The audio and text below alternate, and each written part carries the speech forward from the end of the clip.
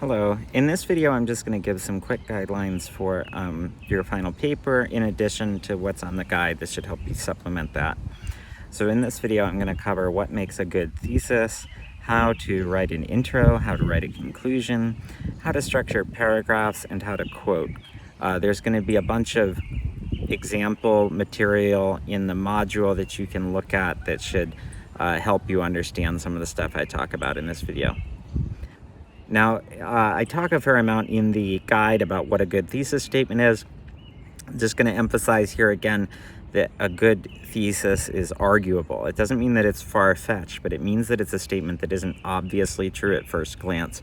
It's the kind of statement that needs to be defended by argument and evidence. So the sky is blue is not a good thesis statement because it's obviously true. The Revolutionary War was primarily about ideas rather than economic interests is a good thesis because it is to some extent an interpretation rather than a simple fact. As I say in your guide, your thesis statement should be able to serve as an answer to one of the questions I listed. So when you're thinking about what argument you'd like to make, think about which of those questions is interesting to you and which it seems like you could answer, you could find evidence to answer, okay? The thesis statement tends to come at the end of your introduction. So let me talk a little bit about what the introductory paragraph looks like.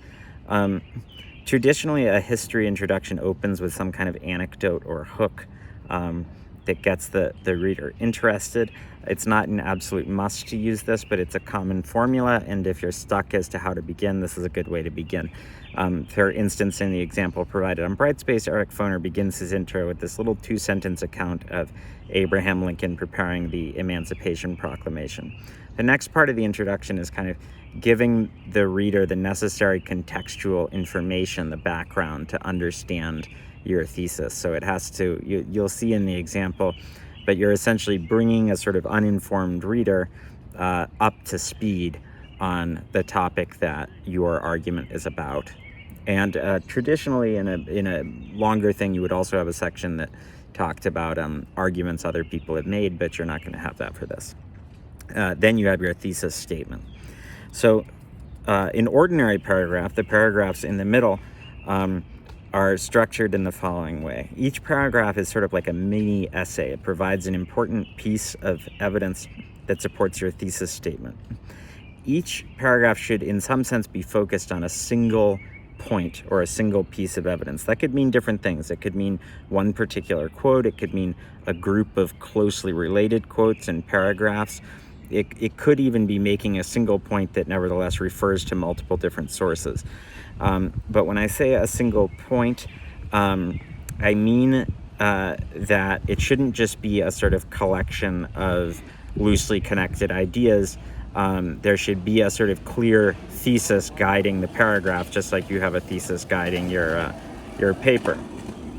The model for a paragraph I like to use is this claim, evidence, warrant model. In this mode, each paragraph begins with a claim. It's a kind of mini thesis statement followed by evidence for that claim. Mostly in your case will be made up of quotes and paraphrases from the primary sources. And then it finally has this warrant, which is sort of explaining, you could go some different directions in it. The most common thing is that it explains why your evidence supports your claim. It could also be a kind of statement about why you think the claim is significant to the thesis. You have a little bit of leeway there. You have an example that's in the that's on Brightspace. Again, the most important thing is just that you can clearly identify what the point of the paragraph is. Imagine that you have a paragraph that's something like George Washington's diary reveals his highly conventional, unimaginative personality. And then you have like this series of paraphrases and quotes showing how frequently George Washington talked about the weather in his diary. And then you close with a warrant that's like the frequent reflections on the weather in George Washington's diary show what a deeply boring person he was. Now quoting, first of all, don't quote too much. You shouldn't have more than one direct quote per paragraph. A good rule is only quote when you think the particular wording of the thing you're quoting is important and you think that if you were to paraphrase, it would lose some meaning. paraphrasing, just to remind you, means putting something into your own words. You want to paraphrase a lot. Don't quote when it would be just as easy to paraphrase, but always identify where your paraphrase is coming from. Make it clear that it's not just your own original thought or words, it's a rephrasing of something. When you quote, you want to follow this very simple formula that is called a quote sandwich. So in that, it's the first slice of bread is an introductory phrase. So that would be a simple phrase like, George Washington wrote in his diary that, or as Frederick Douglass claimed in a speech at Great Barrington. And you follow that introductory phrase with a comma, and then you have your quote. And that's all one sentence. So it might be like, George Washington wrote in his diary, it was a cold one today. That's all one sentence, right? You use quotation marks. Then you need your final piece of bread. This is crucial and often neglected. You never want to assume that the quote speaks for itself. Instead, you need to explain why the quote supports your argument. For example, George Washington wrote in his diary, it sure was a cold one today. This typical example of George Washington's famed wit gives a sense of the sort of person he was. So you follow it up with some kind of sentence that could explain its connection to your argument, or in some way you have to provide your own analysis of the quote. You have to make it clear to us what you want it to get across to the reader, why you chose that quote. You would do the same thing with a paraphrase. You never want to assume that it just speaks for itself and that it's just so clear that they'll automatically understand why you included it. Then you have a paragraph that ends your paper. This is a concluding paragraph. Basically, a concluding paragraph just has two parts. It has a sort of restatement and summary of your argument, and then it should end with just some kind of statement of why you think your argument is significant, why you think the point you made in your paper is important, or why readers should care. You have an example of this up on Brightspace. I'm going to open a submission portal for you to submit progress next week. I'm not going to be grading or reviewing those. It's just kind of a participation grade.